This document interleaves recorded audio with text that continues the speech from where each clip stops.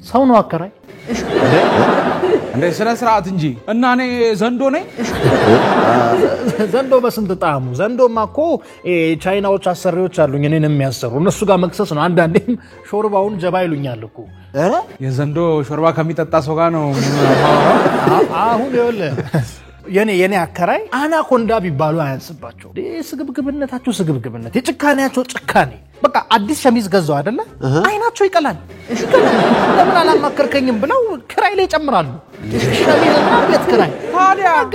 ታዲያ አንተስ ምን አባኮነክ ነው ሸሚዝ ስትገዛ ማታማከራቸው እንዴ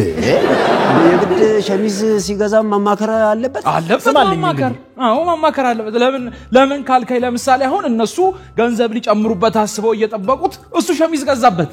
ታዲያ ጌታ አምጥቶ ይጨምራል ለራሱ አስበው እኮ ነው ክራዮች እናስባለና አሁን ኢራን ተቆሰች አይደል ኪራይ እንጨምራለን ሌላም ነገር መጣ አይደል አሜሪካ በለሰች እንጨምራለን እኔ እኮ በወጣው በገባው ቁጥር እገላመጣለሁ ነው ማለት ግሬስ ከጸጉሬ ድረስ ነው እንዲም ያዩ ሽንት ቤት አንዴ ገባው አይደል ከደገም ካለቀል በቃ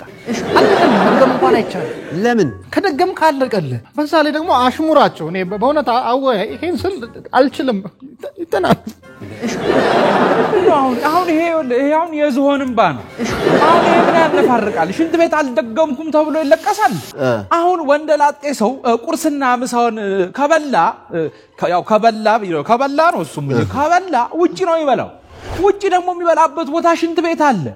ስለዚህ ለምን ሽንት ቤቱን እዛው ተጠቅሞ ጨራርሶ አይገባም ነው